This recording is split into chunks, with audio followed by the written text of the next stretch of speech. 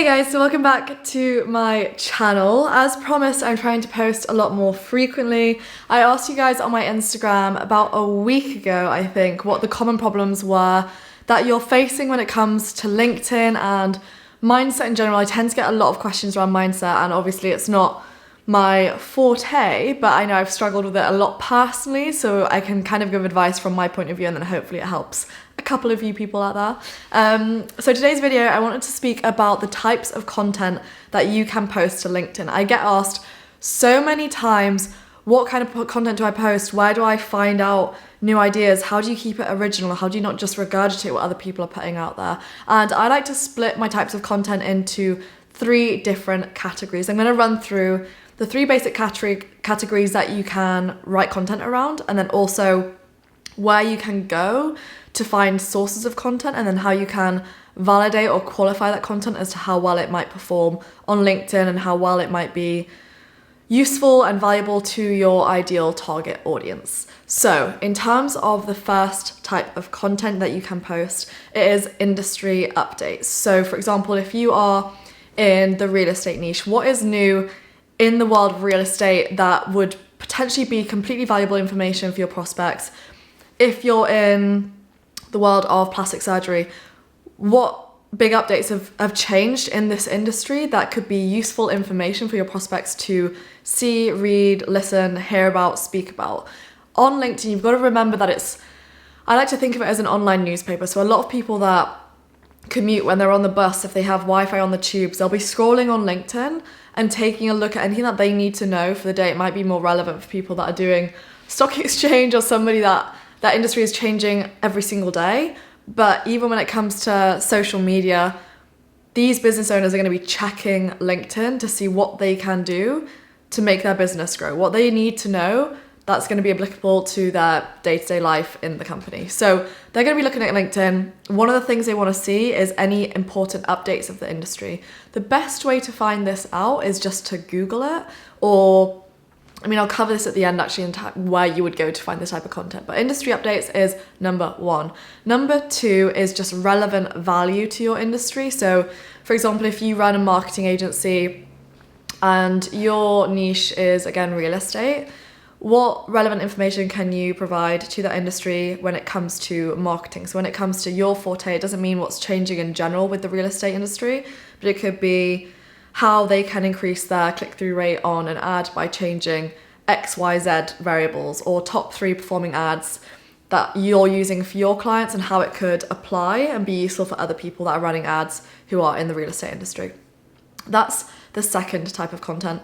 The third is any sort of personal achievement or growth. So obviously LinkedIn, it can come across as quite a corporate cold face, but all of the best influencers, all of the experts, all the thought leaders are people that have shared their personal experience, things that they have gone through, which then enables them to talk on a topic and provide value from a place of authority. So if, for example, it can be struggles, it doesn't have to be achievements. I think I've spoken about when I've had like a tough week, or when I've really slacked in terms of my meditation, my morning routine, and then how I've got that back on track.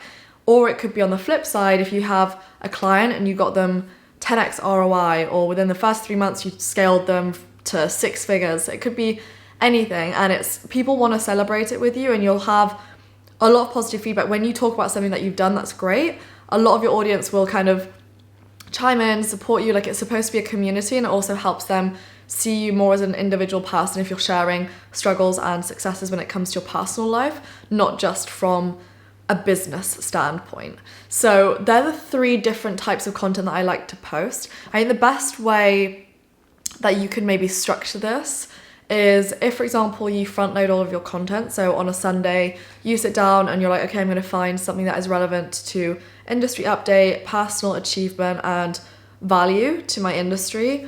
Write out that content ahead of time, and then every Monday, Wednesday, Friday, you want to focus around commuting hours, because they're the times that people are going to be checking LinkedIn. And obviously, because there's such a high engagement when it comes to content, so many people are using LinkedIn as a content-based platform now, that if you're posting at the wrong time, so you're posting at 11 p.m. or at 7:30 p.m. when people are having dinner, with their families or they're in bed because they need to be up at 6 a.m. the next day, your content, unless it gets awesome engagement, that is going to be lost in terms of visibility, and they're probably not going to see that. Same with connection requests. And when you're sending messages, you want to do it at the times that people are going to be looking, because if they've got a lot of messages coming to their inbox, you want to make sure that you are towards the top and that they're going to see that message and be more likely to respond to it. With content, post around working times, around commuting times. So for example, in the UK, I would post around, you could post around 7:30, I could post around 12 till 1 for a lunch break, I could post around 4 p.m. on a Friday because people tend to finish a little bit earlier in the corporate world on a Friday, or I could post around 5:30 when people tend to finish work and they're on their way home before they kind of shut off their social media to hang out with their friends, family, partners, etc., whatever. So that's that side. In terms of where I like to get information from, I like to use a lot of sort of like Hubspot, for example. Hubspot, I'll go to Hubspot, there's a whole blog section, and you can type in a keyword at the top and it'll give you a bunch of results that relate to your industry. So for example, if you are in the restaurant niche, you could type in like marketing for restaurants or social media marketing, restaurants, or whatever you're gonna know watching this, like what you would search for. You can search that up, see a bunch of blog posts, and just the titles can give you some ideas or information as to what kind of content you could produce, whether it's videos, articles, posts, small updates, what you could message to your followers. Obviously, you've got two types of content curation, content creation. So if you're not creating the content yourself originally, you can do content curation where, for example, you see an article that would be very, very useful, not direct competition to yourself, and you could post that and share it to your LinkedIn network. And that also helps your authority and your credibility, because you're not just saying, I know everything, I'm the best. You're saying, oh, like this is something that I found from another industry leader. They really seem to know their stuff. They know what they're talking about. I thought this would be relevant to all of my network, so I'm sharing their stuff with you guys. That helps your credibility because you're also just giving them relevant content, whether it's from you or from somebody else who's an industry leader. So I like to use Hubspot. Second one is Quora. So I use Quora to see whether the type of content I'm posting is going to be well received in terms of have good engagement, be relevant to the questions that people are asking. A lot of the time when it comes to LinkedIn marketing and how they can best use the platform for lead generation, because it is a platform that is constantly changing, growing. They've started to do quite a few updates. I think they're rolling out a lot of stuff that's probably similar to what Facebook and Instagram already have in place. So LinkedIn's changing quite a lot. It's become heavily content-based. There's a lot of video instead of text, which is why I think post updates, smaller pieces of valuable content are performing higher than articles.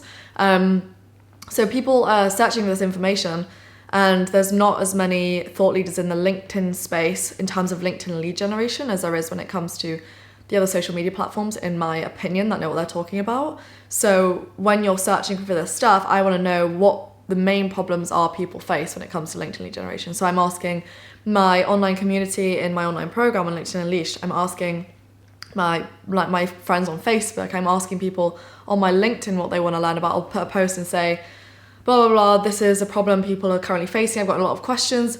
Would it be useful to you guys if I created a YouTube video on this? Comment yes down below if so. And then people will comment yes, people will engage with me.